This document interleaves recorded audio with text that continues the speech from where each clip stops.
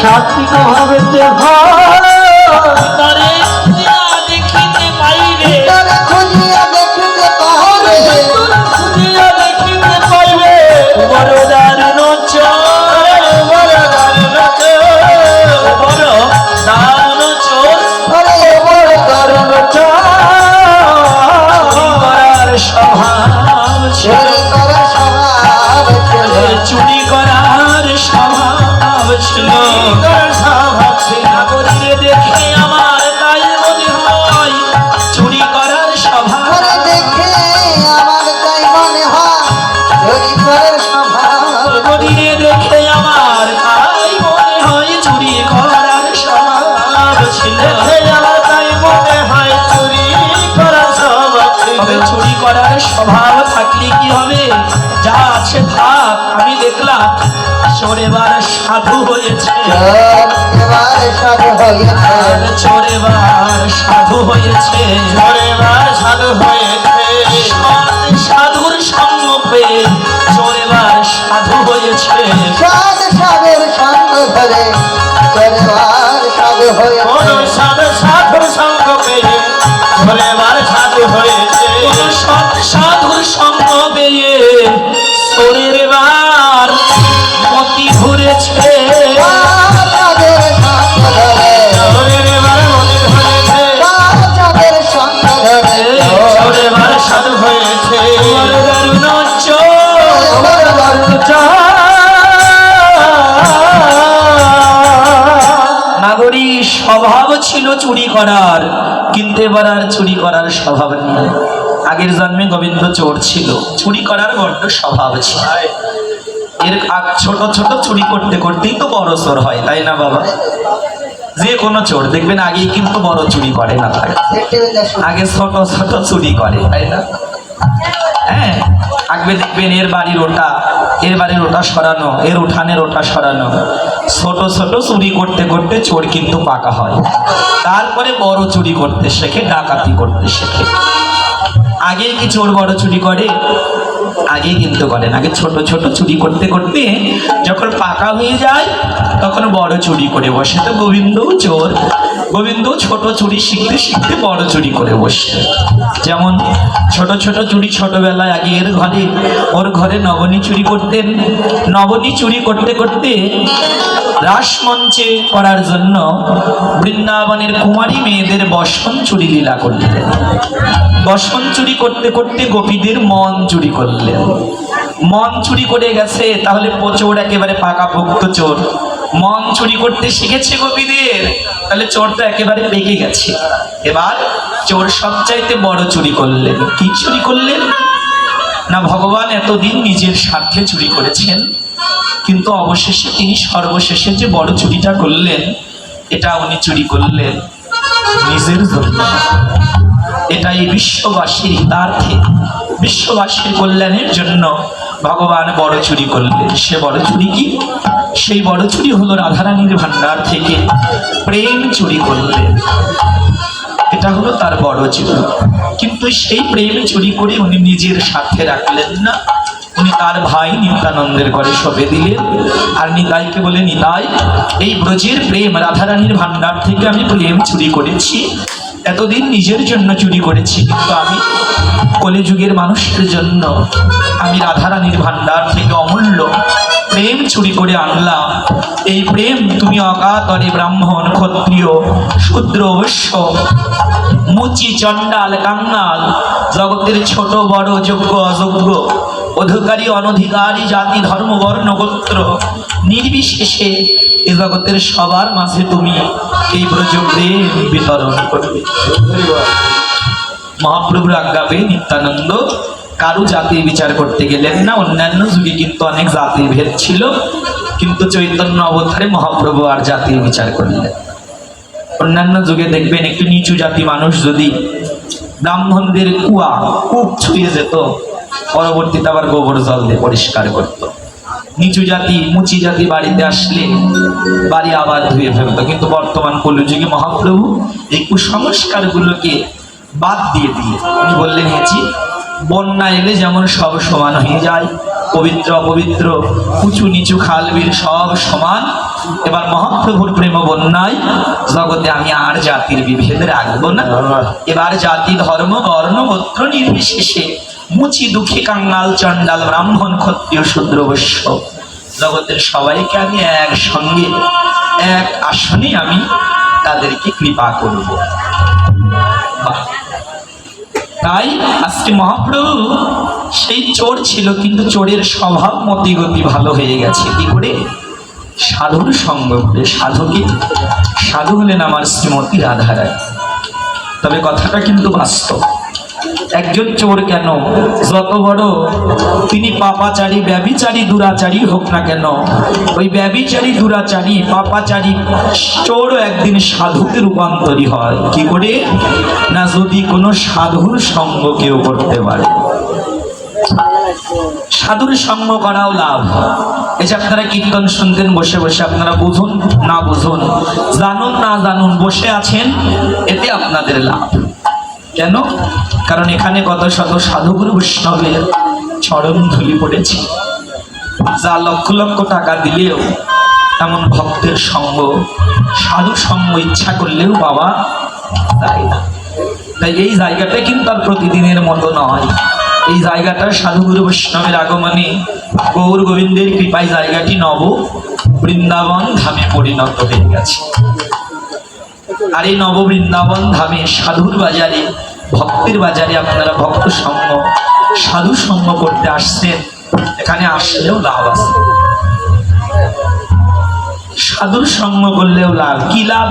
আমি ছোট্ট একটা গল্প করছি, এই গল্পটা শুনলে আপনারা প্রত্যেকেই বুঝতে পারবেন যে সাধুর সঙ্গ করাও লাভ। যেমন তার একটি প্রমাণ, এক চোর রাজার বাড়িতে চুরি করতে গিয়েছিল। সবাই মায়েরা কথা বলবেন না, মনোযোগ দিয়ে শুনবেন। চোর এক রাজার বাড়ি চুরি করতে গিয়েছিল, রক্ষা করবেন।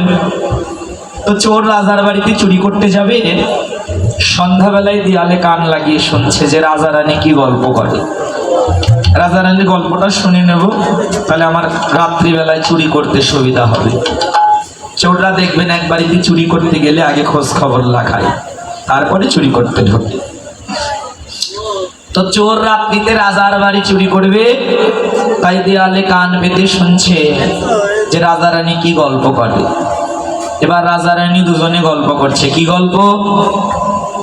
রাজা রানীকে বলছে, দেখো রানী, আমাদের তো অনেক ধন সম্পদ, অনেক টাকা পয়সা, অনেক জমিদারি, কিন্তু ভগবানের কৃপায় জগতে আমাদের কোনো পুত্র নেই, একটি মাত্র কন্যা। আমাদের তো ভগবান কোনো পুত্র দিল না। তাই আমি বলি কি, যে আমাদের এত বড় রাজত্ব, এত টাকা পয়সা, এগুলো আমি কোনো বৈষ্ণবকে দান করে দেব, যেহেতু আমাদের পুত্র নেই। আর কন্যাকে কি করব? যে বৈষ্ণবকে সম্পদ দান করব, রাজত্ব দান করে দেব, ওই বৈষ্ণবের সঙ্গে আমার কন্যার বিবাহ দেব। আর বলবো, হে বৈষ্ণব, আমার কন্যাকে বিবাহ করুন, আর আমার রাজপ্রাসাদ আরামে আয়েসে ভোগ করুন।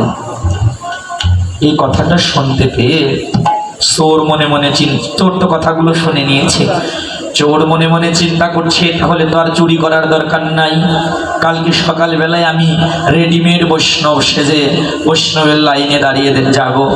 কারণ রাজা রানী বলেছে তার রাজপ্রাসাদ এবং রাজকন্যা বৈষ্ণবকে দান করবে। বৈষ্ণবরা তো শোনেনি এখনো, তাই সকালবেলা আমি বৈষ্ণবের লাইনে দাঁড়াবো, তাহলে আর চুরি করার দরকার নাই, রাজকন্যাও পাবো, আবার রাজত্বও পেয়ে যাবো। তো এবার চোর কি করেছে? সকালবেলা একটি বৈষ্ণবের বেশ ধারণ করলেন। বাবা দেখুন, চোর কি করলেন? রাজা রানীর গল্প শুনে একটি বৈষ্ণবের বেশ ধারণ করে, বৈষ্ণবরা সকালবেলা যে লাইনে বসে থাকে ওই লাইনে বসে রয়েছে। সকালবেলা রাজা রানী আর রাজকন্যা তিনজন এসে বৈষ্ণবরা লাইন করে বসে আছে। প্রথম বৈষ্ণবকে জিজ্ঞাসা করছে, বাবা, এ জগতে তো আমাদের কোনো পুত্র নেই, আমাদের বিশাল রাজত্ব, বিশাল সাম্রাজ্য, একটি মাত্র কন্যা। তাই আমরা মনে মনে সিদ্ধান্ত নিয়েছি আমার কন্যাকে কোনো রাজপুত্রের সঙ্গে বিবাহ দেব না, বৈষ্ণবের সঙ্গে বিবাহ দেব, আর বৈষ্ণবকে গৃহ বৈষ্ণব করে রেখে এই রাজত্বের রাজা বানিয়ে দেব। যখন প্রথম বৈষ্ণবকে বললেন প্রথম বৈষ্ণব বললেন, বাবা ও আমি নিতে পারবো না। তারপরে গিয়ে দ্বিতীয় বৈষ্ণবকে, যিনি বসে আছেন দ্বিতীয় লাইনে, তিনি বলছেন, কৃপা করে আমার কন্যাকে বিবাহ করো আর রাজপ্রাসাদ ভোগ করো। তিনিও বলছে আমি নিতে পারবো না। তৃতীয় জনের কাছে গেছে, তিনিও বলছেন আমিও নিতে পারবো না। চতুর্থ পঞ্চম কেউ নিতে রাজি হচ্ছে না। সোর মনে মনে চিন্তা করছে এবার তো আমার কাছে আসবে, তাহলে আমার কাছে আসলে আমি কি নেব কি নেব না।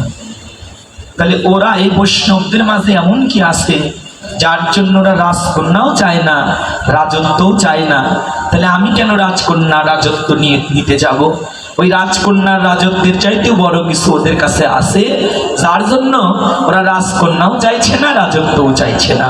তাই আমি কেন রাজকন্যা রাজত্ব নেব? আমি রাজকন্যাও চাই না, আমি রাজত্বও চাই না, না আমি কৃষ্ণ চরণ চাই। আমি আর ওই রাজকন্যা রাজত্ব কোনো কিছুতে হরি হরি হরি তাই আমি রাজকন্যা চাই না, রাজত্বও চাই না, না আমি কৃষ্ণ চরণ চাই। তাই সেদিন থেকে চোর সাধু হয়ে গেল। কেন না সাধু গুরু বৈষ্ণবের সঙ্গের গুণে, সঙ্গের প্রভাবে, সাধু গুরু বৈষ্ণবের সঙ্গের গুণে চোর সাধু হয়ে যায়। আর আমার মতো বাবাচারী যারা, বহু জন্মের অপরাধী যারা, তারাও যদি একবার আপনাদের মতো ভক্তের চরণ ধুলি অঙ্গে মাখতে পারে, সেও জন্মের মতো সমস্ত অপরাধ থেকে মুক্তি পাই যায়। তাই একবার মাখো মাখো ভক্তের চরণ ধুলি, সবাই ধুলি মাখো মা, ভক্তের চরণ ধরি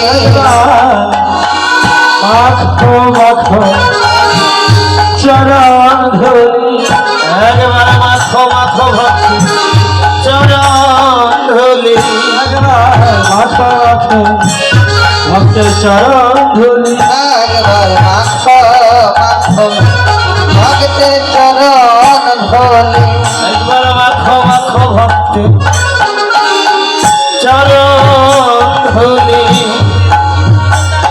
তোমাদের তব জানা চলে যাবে মাখো মাখো ভক্তের চরণ ধরি যাবে মাখো মাখো ভক্তের চরণ ধুলি, এই কিতাব জ্বালা চলে যাবে মাখো মাখো ভক্তের চরণ ধুলি। তোমাদের সকল কিতাব জ্বালা দূরে যাবে একবার মাখো মাখো ভক্তের চরণের ধুলি, যাবে মাখো মাখো ভক্তের চরণের ধুলি, তব যাবে যাবে মাখো মাখো ভক্তের চরণ ধুলি। তাই নদিয়ার নাগরী গৌরাঙ্গ রূপে নয়ন দিয়ে আত্মস্মৃতি জ্ঞান হারিয়ে ফেললেন। বলে দেখি তো শ্রী গৌরাঙ্গ রূপখানা জাগতিক জগতের ক্ষুদ্র বস্তুর সঙ্গে তুলনা মেলে কিনা। তাই তিনি চলে গেলেন গীত রত্নাবলীর টিকা বঙ্কবিহারীর সাহার সোন কুসুমের সঙ্গে গৌরাঙ্গ রূপের তুলনা করতে। সোন কুসুম কি? গীত রত্নাবলীর টিকায় বঙ্কবিহারী সাহা বললেন বিভিন্ন রকমের পদ্ম ফুল হয়, কোনোটা নীল বর্ণ, কোনোটা লাল বর্ণ, কোনোটা শ্বেত বর্ণ, কোনোটা রক্তিম বর্ণ, কিন্তু যেমন তেমন পদ্ম ফুল নয়। রক্তিম বর্ণের উপরে নীলিন বর্ণের আভাযুক্ত মনোমুগ্ধকর হৃদয়ে গ্রাহী নয়ন রঞ্জন এমন সনকুসুম, এমন পদ্ম ফুলের সঙ্গে বিশেষ ধরনের এক পদ্ম ফুল যাকে বলা হয় সনকুসুম, ওই সনকুসুমের সঙ্গে গৌরাঙ্গ রূপের তুলনা করতে চাইছে, কিন্তু সনকুসুমের সঙ্গে গৌরাঙ্গ রূপের তুলনা মেলাতে পারলেন। চিন্তা করলেন দেখি তো একটি বৃহৎ বস্তুর সঙ্গে গৌরাঙ্গ রূপের তুলনা মেলে কিনা।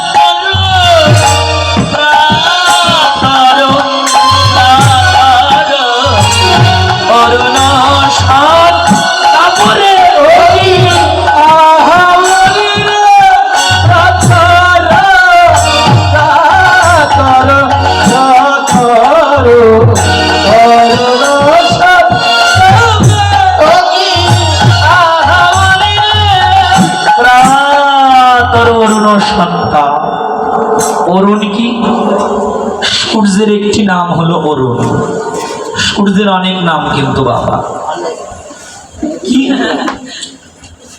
ভানু, কিরণ, অনেক সূর্যের নাম, রবি, তপন, অনেক নাম সূর্যের, কিন্তু সময়ে বিবেচিত নাম হলো বাবা তিনটা।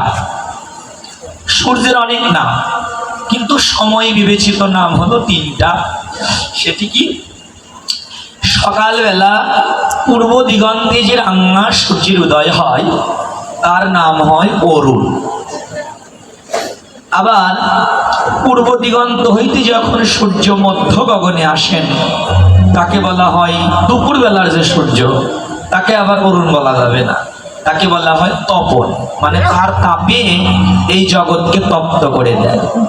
আবার দুপুরের সূর্য যখন পশ্চিমে অস্ত না যাওয়া সন্ধিক্ষণ তাকে আবার বলা হয় রবি। রবিও রাঙা, অরুণও রাঙা, কিন্তু রবির সঙ্গে নয়, বাল্য অরুণ অর্থাৎ বালক অরুণ, বয়স সন্ধিকাল, মানে কিশোর হতে প্রাপ্ত বয়স্ক যৌবনে পদার্পণ করবেন এমন অরুণ। অর্থাৎ ভোরবেলা প্রাতকালে যে রাঙা সূর্যের উদয় হয় ওর বর্ণটা লালও হয় না, সাদাও হয় না, চকচকে উজ্জ্বল বর্ণ রবি অরুণের। আর ওই বালক অরুণের সঙ্গে বয়স সন্ধিকাল বালক অরুণের সঙ্গে শ্রী গৌরাঙ্গ রূপের তুলনা করতে চাইছেন, কিন্তু তুলনা তো মেলানো গেলই না, কারণ গৌরাঙ্গ বর্ণের ছটার সঙ্গে ওই প্রাতকালের অরুণও তুচ্ছ। কেন? কারণ জাগতিক জগতের অরুণের সন্তাপ আছে, কিন্তু শ্রী গৌরাঙ্গের বর্ণে কোনো সন্তাপ নেই। নদিয়ার নাগরী কোনো কিছুতেই যেন শ্রী গৌরাঙ্গ রূপের তুল মেলাতে পারলেন। নদিয়ার নাগরী এবার শ্রী গৌরাঙ্গ রূপের বলিহারি দিলেন।